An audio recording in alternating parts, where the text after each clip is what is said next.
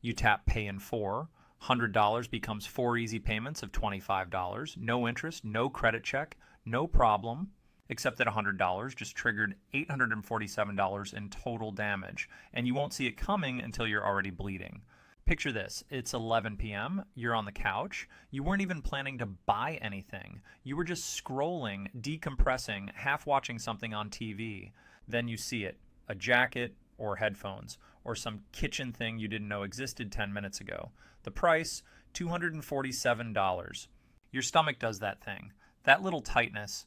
You weren't supposed to spend this much, not this week. Then you see the button, Pay in 4, just $61.75. Your shoulders drop, you exhale, that's doable, that's manageable, that's fine. You tap confirm, you put the phone down, you feel relieved. You tell yourself it's responsible. You're not putting it on a credit card, you're not paying interest, you're just spreading it out. Here's what actually happened. You didn't split a payment, you punched 4 holes in your budget that will bleed for the next 6 weeks, and each hole is an invitation for everything to go wrong. 2 weeks later, payment 2 hits, same day as your electric bill. Your checking account has $83. The payment is $61.75. The electric bill is $140. Something has to give. You move the installment payment to your credit card just this once. That's $18 in interest you just created on a zero interest purchase. But it's fine. You'll catch up next paycheck. Week 6, payment 4, you forgot. You were busy, life happened, late fee from Klarna, $7. But that's not the real cost. The payment bounced first, your bank hit you with an overdraft fee, that's $35. You just paid $42 in fees. On a $25 payment, that was supposed to be free. Now here's the thing most people miss. This isn't a glitch, this is the product. Buy now, pay later didn't appear because you asked for it. It appeared because it solves a business problem.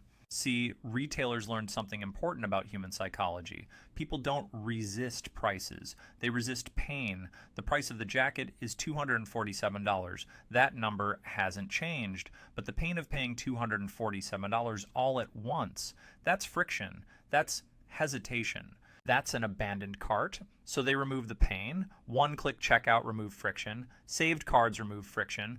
Autofill removed friction. But Pay in 4 removed something bigger. It removed your brain's fraud detection system. The part that says, wait, can I actually afford this? When you see 247, your brain runs a calculation. It checks your mental budget. It feels the weight. When you see $61.75, your brain shrugs. That's a tank of gas. That's Tuesday. Same jacket, same price. Completely different decision. That's not a payment plan. That's financial anesthesia. You don't feel the cut until you're already bleeding. Let me name what's happening here. The first hidden cost is what I call the friction discount. Every time you see Pay in 4, you're being offered a discount, not on the price, on the pain, and you pay for that discount later in ways you never connect back to this moment. You wouldn't buy $400 worth of random stuff in one night. Your brain would stop you, but you will buy 4 separate $100 things across a month because each one feels contained, each one feels small, each one feels like just this once. People using buy now, pay later spend 30 to 40% more than they would have otherwise. That's not opinion, that's data, and it's not because they're irresponsible. It's because the pain signal got removed. That's the friction discount. You pay double not because the price went up, but because you bought things you never would have bought if your brain was working normally. Now you might be thinking, but I only use it for stuff I was going to buy anyway. That's what everyone says, and it might even be true for the first purchase, maybe the second. But here's what happens by the third one. This is the second hidden cost. I call it the payment pile-up. The first plan feels clean, 4 payments, predictable, simple. The second plan still feels manageable. Okay, now you have 8 payments across 2 things. You can track it. The third one is where it breaks because now your month doesn't belong to you anymore. You have a payment due on the 3rd, another on the 11th, another on the 18th, another on the 24th. Different amounts, different merchants, different mental categories. Your paycheck hasn't changed, but your floor just moved up. Last month, your baseline expenses were rent, utilities, food, gas. This month, your baseline includes 4 installment payments you half remember agreeing to. So when something real shows up, car needs brakes, kid needs school supplies, dentist says you need a filling, it doesn't fit. There's no room. And here's the trap. What do you do when there's no room but you need the brakes? You cover it with more pay in 4. The payment plan becomes the solution to the problem the payment plan created. That's the pileup. You're not building debt. You're building a floor that keeps rising until you can't breathe. The third cost is psychological. This one's invisible but expensive. I call it the fragmentation effect. A normal budget has clarity. Pay later fragments that clarity into scattered obligations. You have $1,100 in your checking account. You feel like you have room, but you don't, because $400 of that is already reserved by payments that haven't hit yet. You're not looking at your money. You're looking at a number that's lying to you. You check the account, see $1,100, think you can buy groceries, fill the tank, maybe grab dinner out. 3 days later, 2 installment payments land. Now you're short. Now you're moving money. Now you're putting the electric bill on a credit card. The fragmentation didn't cause a crisis. It caused a constant low-grade chaos that never fully resolves. You're not broke. You're just never quite stable. And stability is the whole game. Here's what I need you to understand. This isn't because you're bad with money. This is because your brain was fighting a system designed by psychologists, data scientists, and billion-dollar companies whose only job is to get past your defenses. You never had a fair fight.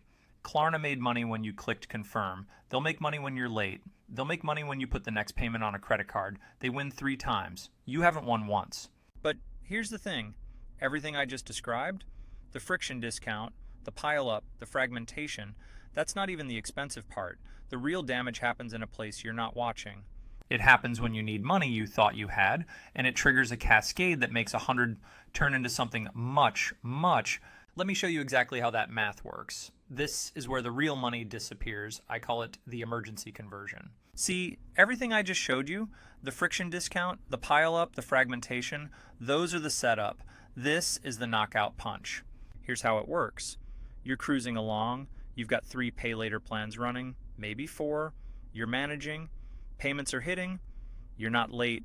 You feel in control. Then life happens. Your car makes a noise. Not the I can ignore this noise. The this is about to strand me on the highway noise.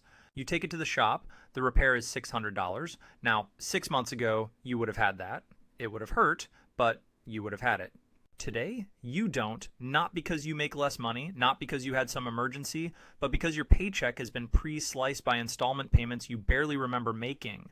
Your buffer is gone. And here's the thing about the buffer. The buffer is everything. The buffer is what separates that's annoying from that's a crisis. The buffer is what lets you say no to the bad option. Without the buffer, you don't have choices. You have reactions. So what do you do when the car needs $600 and you have $93 of breathing room?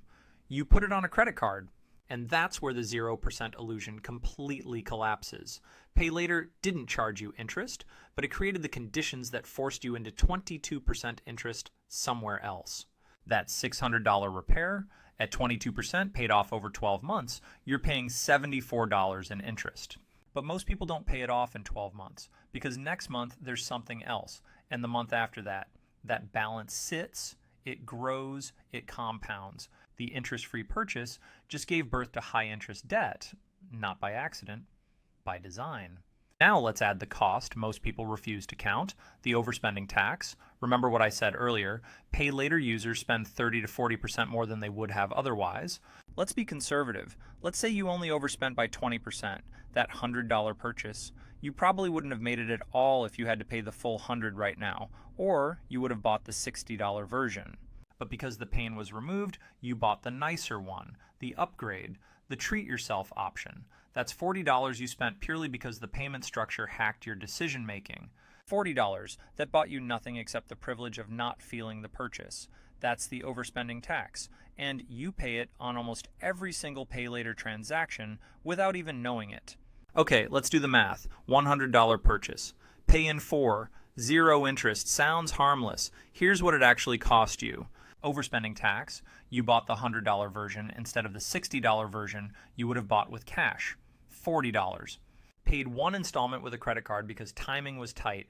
$18 in interest. Late fee on the final payment because you forgot $7. Overdraft fee because the payment bounced first. $35. Emergency car repair you couldn't cover because your buffer was eaten by installment payments. Put it on a credit card at 22%, $74 in interest. Let's add it up. 40 plus 18 plus 7 plus 35 plus 74, $174 in damage, on top of the original 100, total $274 for a $100 purchase. But wait, we're not done. Because that emergency you put on the credit card, it doesn't get paid off in a year. It sits for 18 months while you juggle other payments. That's another $63 in interest, and the cycle continues. Next month, another pay later plan, another squeezed buffer, another emergency converted to high interest debt. Conservative estimate over 6 months of this pattern, $847 in total damage from $100 purchase that was supposed to cost $100. Now let me tell you who made money on this. Klarna made money. They charge the retailer 3 to 6% on every transaction. That's $6 from your purchase. The retailer made money. They sold you the upgraded version you wouldn't have bought otherwise. Your bank made money, $35 overdraft fee. Your credit card made money, 18 plus 74 plus $63 in interest. Everyone made money, everyone except you. You paid everyone, and the product they sold you was the feeling of affordability, not actual affordability. The feeling. That's the pay later economy. You finance the illusion of being okay while everyone else collects real dollars from your confusion. Now you might be thinking, Mark, I'm not that person. I pay on time. I don't overdraft. I'm responsible. Okay, let's say you're perfect. You never miss a payment, never pay a fee, never put an installment on a credit card. You still lose because you're still spending 30 to 40% more. That's the friction discount. It hits everyone. And you're still fragmenting your budget, which means you're still making decisions based on a number that's lying to you. And you're still eroding your buffer, payment by payment, until the emergency comes and finds you exposed. The trap doesn't require you to make mistakes. The trap just requires you to participate. So what do you actually do about this? Here's the thing. I'm not going to tell you to stop using pay later like that's some revolutionary advice. You already know that. I'm going to tell you something more useful. You need to see pay later for what it actually is. It's not a payment tool. It's a buffer attack. Every time you split a payment, you're not spreading cost, you're spreading vulnerability, you're taking your financial immune system and cutting it into pieces. So the first step is this. Audit your current pay later plans right now. Pause this video if you have to. How many active plans do you have? What are the amounts? When do they hit? Most people don't know. That's the fragmentation effect. You're supposed to forget. Add them up. Look at the total. Feel that number. That's money you've already spent that you're still paying for. That's your buffer missing in action. The second step is to get angry, not at yourself, at the system.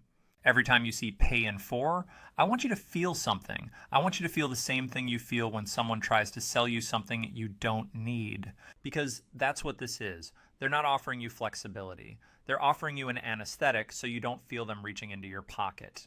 That anger is useful. Channel it. Let it make you pause before you click. And the third step is to forgive yourself for falling into this. Because this wasn't a fair fight. You were up against psychologists, data scientists, A/B tests run on millions of people to find the exact button color, the exact wording, the exact placement that gets you to click. They spent billions engineering this moment. You had no chance. But now you see it. Now you understand the math, and that changes everything. The goal isn't to never use credit again. The goal is to stop bleeding in ways you can't see. The goal is to protect the buffer, because the buffer is freedom. The buffer is the ability to say no. The buffer is what turns a bad month into an inconvenience instead of a catastrophe. Every time you pay cash instead of splitting it, you keep your buffer intact. Every time you feel that stomach tightness and walk away, you win. Every time you choose the $60 version instead of financing the $100 version, you're buying something more valuable than the product. You're buying your margin back. And margin is the whole game. If this video showed you something you hadn't seen before, share it with someone who needs to see it too. We don't talk about this stuff enough. We talk about investing and saving and getting rich, but we don't talk about the traps, the invisible math that keeps people stuck. Hit subscribe. We're going to keep breaking this down until the math is on your side. Thanks for watching.